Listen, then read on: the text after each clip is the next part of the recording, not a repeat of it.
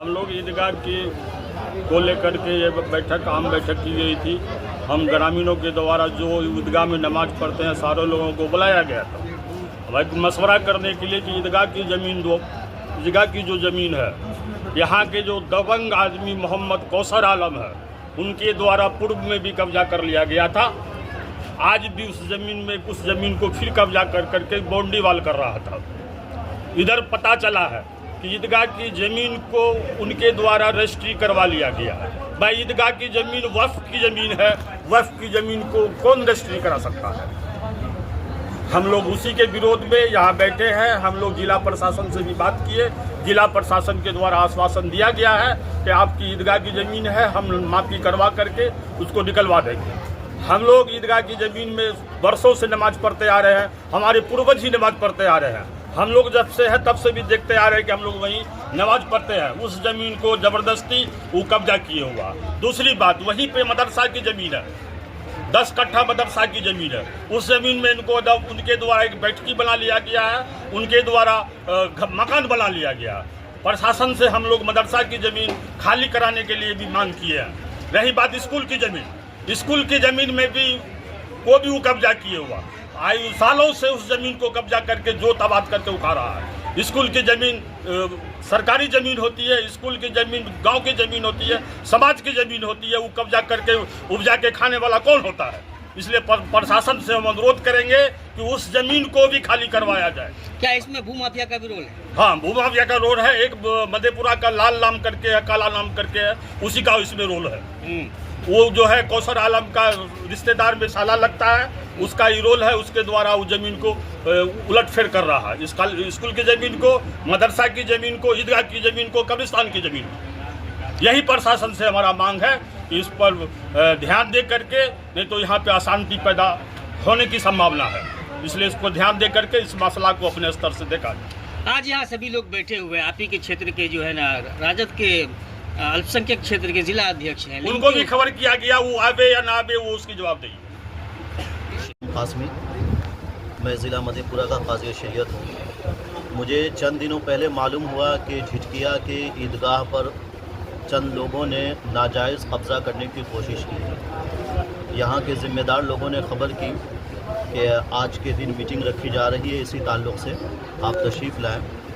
चूँकि ईदगाह की हिफाजत का मसला है और ये एक वक्फ का मसला है, इसलिए शरई तौर पर अल्लाह ताला ने वक्फ के जायदाद के ताल्लुक़ से क्या अहकाम दिए हैं, उन अहकाम को हमने आवाम के सामने आज रखा है।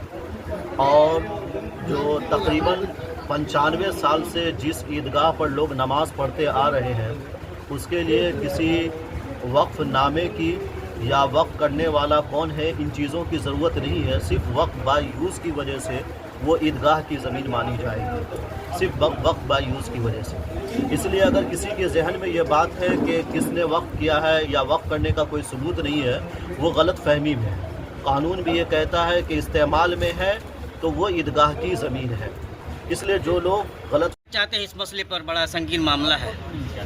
आज का मामला है, हम लोग आवाम के साथ बैठे ईदगाह की ज़मीन, कब्रिस्तान की ज़मीन, मदरसे की ज़मीन, स्कूल की ज़मीन, सभी को जो अतिक्रमण किए हुए हैं एक दबंग आदमी के द्वारा, उसी को हम लोग समाज के बीच रखे हैं और प्रशासन के बीच में भी रखे हैं। प्रशासन का आश्वासन मिला है कि जल्द से जल्द उसका माफ़ी करवा के अतिक्रमण मुक्त कराया जाएगा।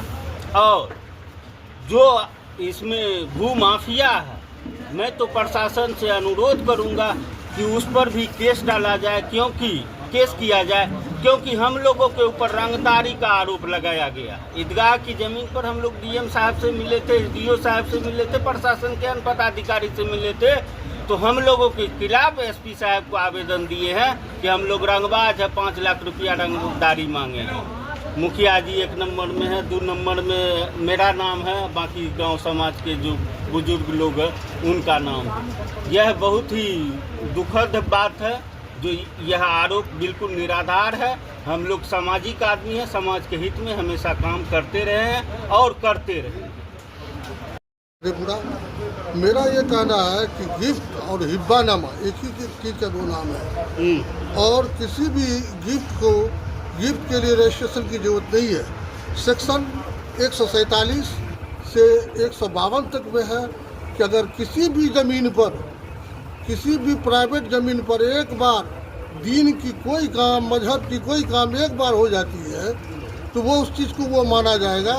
इसके लिए सिर्फ फिजिकल पोजीशन की ज़रूरत है। स्ट्रक्चर एंड कंस्ट्रक्टिव पोजीशन, यही सिर्फ काफ़ी है, उसमें रजिस्ट्रेशन की ज़रूरत नहीं है। सेक्शन 147 कहता है कि गिफ्ट की गई प्रॉपर्टी पर रजिस्ट्रेशन की ज़रूरत नहीं है, सिर्फ फिजिकल पोजीशन की ज़रूरत है।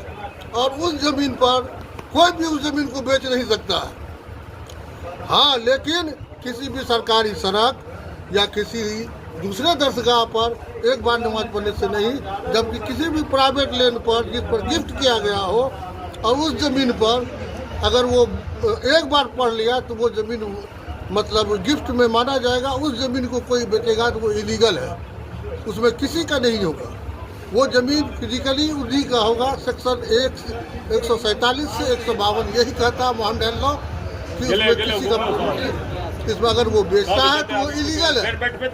वो तब तो बेचने वाला, बेचवाने वाला, खरीदने वाला तीनों को नहीं, तीनों इलीगल है। वो ज़मीन को कोई बेच नहीं सकता है। अगर बेचेगा तो वो ज़मीन इलीगल है। वो ज़मीन धार्मिक स्थल है, वो किसी भी मजहब का है। ऐसे लोगों पे सजा का भी प्रावधान है। उस पर अगर ऐसा करने पर वो उस पर 420 का केस होगा, 420। हाँ 420 केस होगा। और लैंड ऑफ प्रॉपर्टी को बेचने का उसको कोई राइट नहीं है। अगर वो उस पर कोई घर बनाता है तो उसको रोकिए।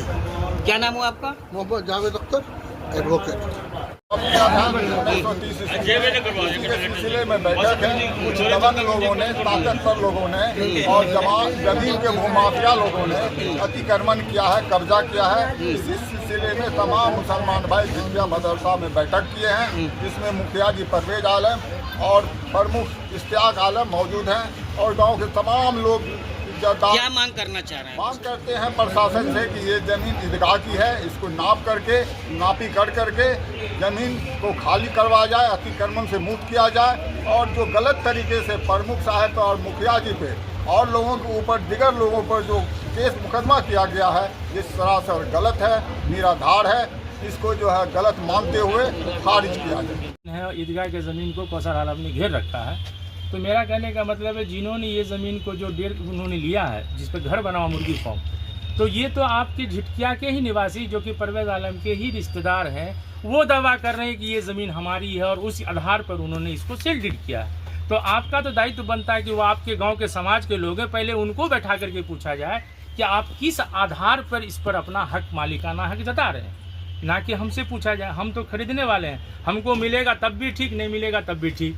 आप क्या देख करके खरीदे थे? हम उनका पेपर देख के खरीदे सर, जमाबंदी देखे, LPC देखे, अपडेट रसीद देखे, उनका केवाला देखे, उनका खतियान क्या देखे। उसके खतियान में जो 1480 रकबा है, रसीद खेसरा है, वो खेसरा में लिखा हुआ है कैफियत सर में ईदगाह। सर बताते कैफियत में लिखा हुआ ईदगाह की जमीन, और वो खेसरा को कटिंग कर रखा गया है। तो आप वो नहीं देखे थे कि ये ईदगाह